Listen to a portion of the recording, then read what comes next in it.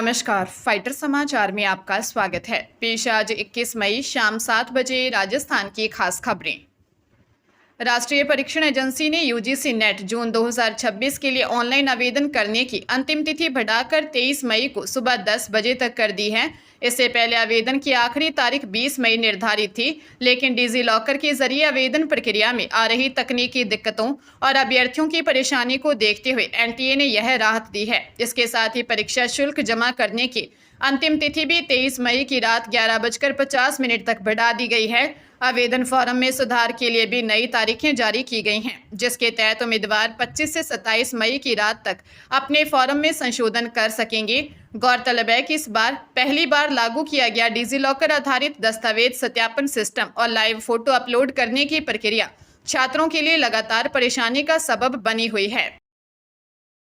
Supreme court ने राष्ट्रीय चंबल अभ्यारण्य में अवैध खनन के मामले में सख्त रुख अपनाते हुए कहा कि अदालत सिर्फ कागजी योजनाओं से संतुष्ट नहीं होगी, बल्कि जमीन पर वास्तविक प्रगति दिखनी चाहिए। जस्टिस विक्रम नाथ और जस्टिस मेहता की खंडपीठ ने निर्देश दिया कि सिर्फ चालकों को पकड़ने की बजाय खनन के बड़े खिलाड़ियों पर कार्रवाई की जाए। इसके साथ ही कोर्ट ने राजस्थान सरकार को वन रक्षकों और रेंजर्स की भर्ती प्रक्रिया तेज करने को कहा है। हालांकि अदालत ने अवैध खनन रोकने के लिए राजस्थान के प्रयासों की सराहना करते हुए इसे भविष्य में दूसरे राज्यों के लिए रोल मॉडल बताया। मामले में राज्य सरकार की ओर से बताया गया कि चंबल क्षेत्र में 40 संवेदनशील स्थानों की पहचान कर ली गई है, जहां एआई आधारित सीसीटीवी कैमरे लगाए जाएंगे। खान विभाग ने धौलपुर, करौली, सवाईमाधोपुर, बूंदी और कोटा में खनन वाहनों में 31 जुलाई तक जीपीएस लगाने का दावा किया है। जयपुर में मिसेस राजस्थान 2026 का फिनाले 24 मई को आयोजित होगा, जिसके फिनाले वीक में प्रदेश भर से आए प्रतिभागियों को ग्रूमिंग दी जा रही है। इस मंच पर महिलाओं ने ग्लैमर और रैंप वॉक के साथ अपने जीवन के संघर्ष और हौसलों की कहानियां साझा की। जयपुर के पूनम काबरा ससुराल पक्ष को बिना बताए अपनी पहचान बनाने यहां पहुंची है, जबकि 2 गंभीर बीमारियों व पैरालिसिस को मात देकर अदिति चौधरी मंच तक आई है। मकराना के फिटनेस कोच नीतू राठौर और जोधपुर की राजपूत परिवार से ताल्लुक रखने वाली वैदिक एस्ट्रोलॉजर निवेदिता राजावत पारिवारिक विरोध व पारंपरिक घूंघट की सीमाओं को पार कर अपने सपनों को उड़ान दे रही है। वह 51 वर्षीय रौलिका शुक्ला बेटियों की प्रेरणा से सात्विक जीवन शैली का उदाहरण पेश कर रही है और भरतपुर की सरकारी स्कूल प्रिंसिपल सीमा शर्मा अपनी छात्राओं की रोल मॉडल बनने के उद्देश्य से इस प्रतियोगिता का हिस्सा बनी हैं। पंजाब के मोगा जिले की समालसर पुलिस ने गांव भलूर के शमशान घाट में मिले हरविंदर सिंह उर्फ मानक की हुई हत्या के मामले को 24 घंटे के भीतर सुलझा लिया है। पुलिस ने मृतक की पत्नी रमनदीप कौर और उसके कथित प्रेमी हरप्रीत सिंह के खिलाफ हत्या का मामला दर्ज कर उनकी तलाश शुरू कर दी है। मृतक के भाई जलविंदर सिंह ने पुलिस को दी शिकायत में बताया कि उसकी भाभी रमनदीप कौर के हरप्रीत सिंह के साथ कथित नाजायज संबंध हैं। इस बात को लेकर घर में अक्सर लड़ाई झगड़ा होता था। 19 मई को हरविंदर का शव गांव के शमशान घाट में मिला। भाई को पूरा शक है कि रमनदीप ने अपने प्रेमी और अन्य साथियों के साथ मिलकर इस वारदात को अंजाम दिया है। थाना प्रभारी मंगल सिंह के नेतृत्व में पुलिस की टीमें फरार आरोपियों को गिरफ्तार करने के लिए लगातार छापेमारी कर रही है। जयपुर के ब्रह्मापुरी थाना इलाके में आधी रात को गली के बाहर बैठे युवकों को टोकने पर परिजनों ने पुलिस गश्ती दल के साथ मारपीट कर दी। गोविंदनगर वेस्ट में रात को हेड कांस्टेबल सुशीन लाल, राम मनोहर और होमगार्ड जवान गगन सिंह गश्त पर थे। इस दौरान गली के बाहर बैठे लड़कों से जब पुलिस ने कारण पूछा तो वे उलझ गए और शोर मचाकर अपने परिजनों को बुला लिया। घर से बाहर आए गुस्साए परिजनों ने पुलिस कर्मियों को थप्पड़ मुक्के मारे और एक महिला ने लाठी से हमला किया। मारपीट के दौरान होमगार्ड जवान की सोने की चेन भी टूट गई। अतिरिक्त पुलिस जाब्ते ने मौके पर पहुंचकर हमलावर जगजीत, उसकी पत्नी निशा, बेटे और चचेरे भाई रिची तलवार को राउंड अप कर लिया।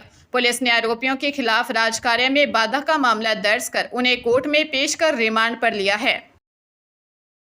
हरियाणा के अंबाला सिटी प्लाजा के पास होटल ग्रैंड के मालिक राजेश कुमार अल्लूवालिया पर जानलेवा हमला करने और हत्या की साजिश रचने के मामले में अतिरिक्त सत्र न्यायाधीश संप्रीत कौर की अदालत ने सभी 7 आरोपियों को 10-10 साल की सजा सुनाई है। प्रत्येक दोषी पर 20-20 हज़ार रुपये का जुर्माना लगाया है और पीड़ित को 1 लाख रुपए मुआवजा देने के आदेश दिए हैं। दोषियों में अंबाला के पूर्व भाजपा विधायक मास्टर शिव प्रसाद का बेटा अनिल कुमार भी शामिल है। वारदात 6 दिसंबर 2019 को हुई थी, जब दुकान खाली कराने के विवाद को लेकर बाइक सवार शूटरों ने कारोबारी राजेश आलूवालिया की कार रुकवाकर उन्हें गोली मार दी थी। गंभीर हालत में उन्हें पीजीआई चंडीगढ़ रेफर किया गया, जहां उनकी जान बच सकी। पुलिस जांच के बाद आरोपियों को गिरफ्तार कर जेल भेज दिया गया है।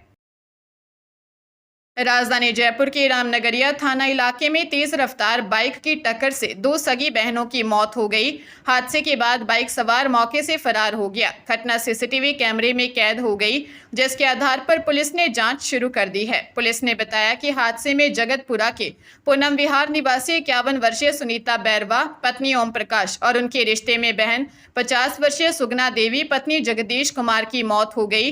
पुलिस ने बताया कि दोनों बहनें अनंत विहार स्थित रेलवे कॉलोनी में रहने वाले अपने रिश्तेदार से मिलने गई थी। आसपास के लोगों ने दोनों को गंभीर हालत में अस्पताल पहुंचाया, जहां इलाज के दौरान दोनों ने दम तोड़ दिया था। घटना के बाद परिजनों ने घटनास्थल के आसपास लगे सीसीटीवी फुटेज खंगाले, जिसमें बाइक सवार टक्कर मारकर भागते हुए दिखाई दिए। पुलिस बाइक सवार की तलाश कर रही है।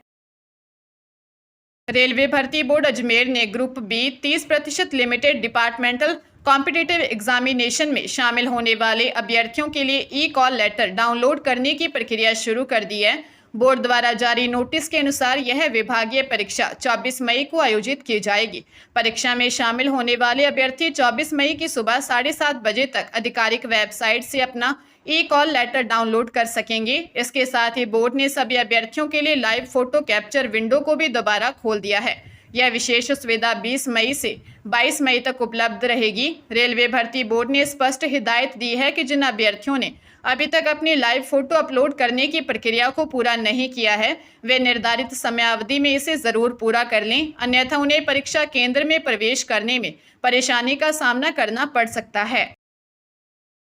जयपुर में वाणिज्यिक कर विभाग की प्रवर्तन शाखा प्रथम ने जीएसटी चोरी और फर्जी बिलिंग के खिलाफ एक बड़ी कार्रवाई करते हुए मुरलीपुरा क्षेत्र निवासी 37 वर्षीय नितेश कुमार सिंगल को गिरफ्तार किया है। जांच के दौरान यह बात सामने आई कि आरोपी अपनी फर्म मैसर्स जयपुर ट्रेडर्स के जरिए एक सुनियोजित नेटवर्क चला रहा था। उसने जयपुर की विभिन्न बोगस फर्मों के माध्यम से फर्जी बिल जारी किए और अवैध इनपुट टैक्स क्रेडिट का लाभ उठाकर लगभग 13 करोड़ 40 लाख रुपए की जीएसटी चोरी को अंजाम दिया। विभाग की टीम ने वैधानिक प्रक्रिया पूरी करते हुए आरोपी को वस्तु एवं सेवा कर अधिनियम 2017 की धारा 69 के तहत हिरासत में लिया। इसके बाद आरोपी को जयपुर के विशेष आर्थिक अपराध न्यायालय में पेश किया, जहां से उसे न्यायिक अभिरक्षा में भेज दिया है। फिलहाल इस रैकेट में शामिल अन्य संदिग्धों और उनकी फर्मों की भूमिका की भी गहनता से पड़ताल की जा रही है।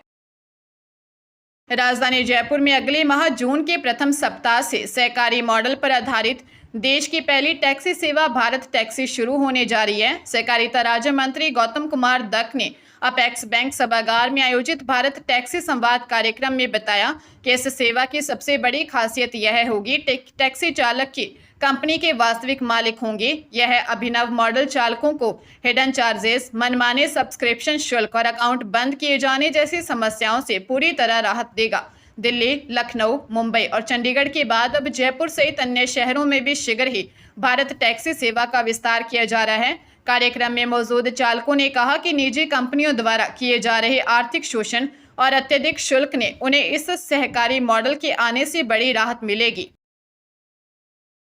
अजमेर में एक फर्म से ई स्कूटर की डीलरशिप दिलाने के नाम पर 25,37,000 रुपए की धोखाधड़ी का मामला सामने आया है।